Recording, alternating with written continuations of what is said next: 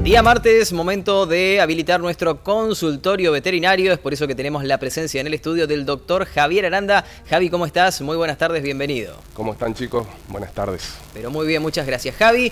El tema de hoy es animales ponzoñosos. ¿Cuáles son cuando nos referimos a esta terminología? Quería ponerlo un poquitito en contexto. Ahora Sí. que estamos en primavera, como todos sabemos, la temperatura sube, por ende hay más flores, hay un poco más de comida para lo que son los animales ponzoñosos, ¿sí? Que son aquellos animales que tienen una glándula que pueden llegar a secretar algún tipo de veneno que puede llegar a ser tóxico para nuestra mascota.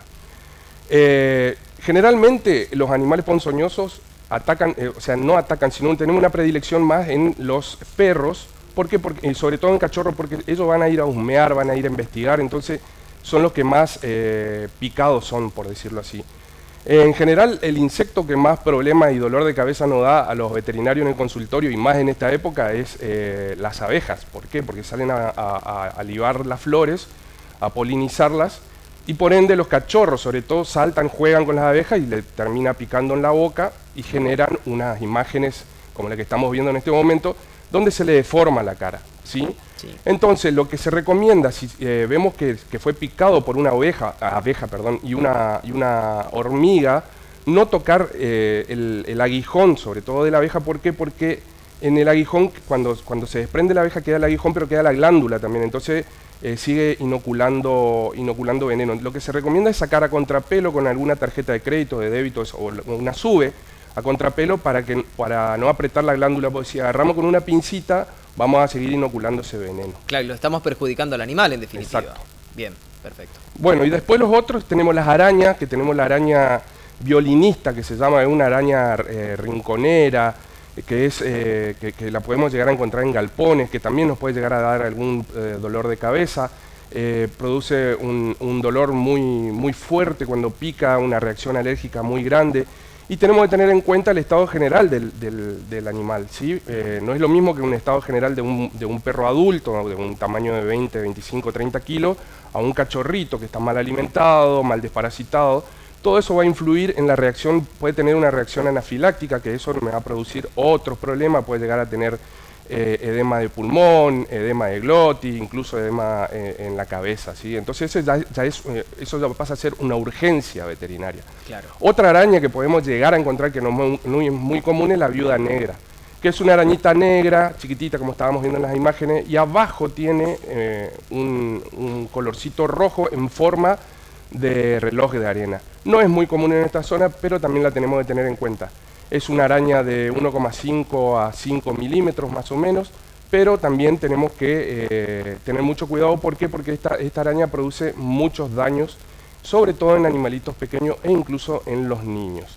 Por otro lado, tenemos otros animales ponzoñosos, como son los alacranes. Los alacranes en esta época salen a comer.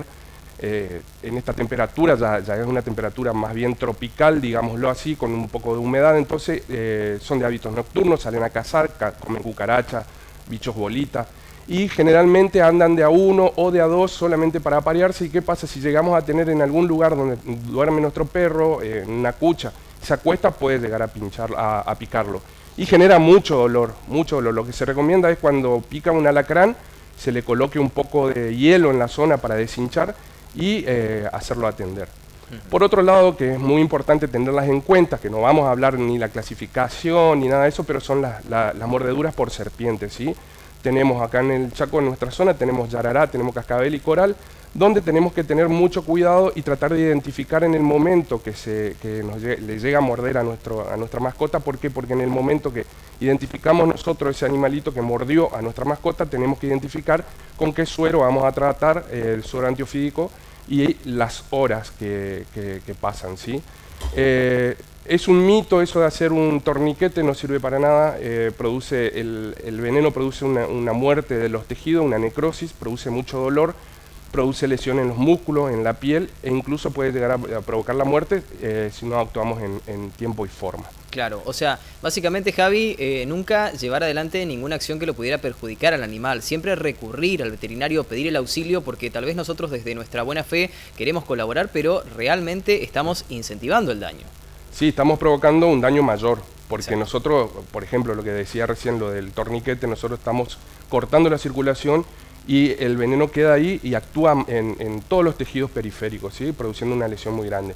Y por último nos queda mencionar a los sapos. Los sapos, como sabemos, tienen en el lomo una serie de glándulas que pueden llegar a producir una irritación muy grande en los perros, en la boca de los perros. ¿Por qué? Porque el perro va, muerde y como mecanismo de reacción de defensa, el sapo lo que hace es liberar esa secreción de las glándulas que tiene en el lomo.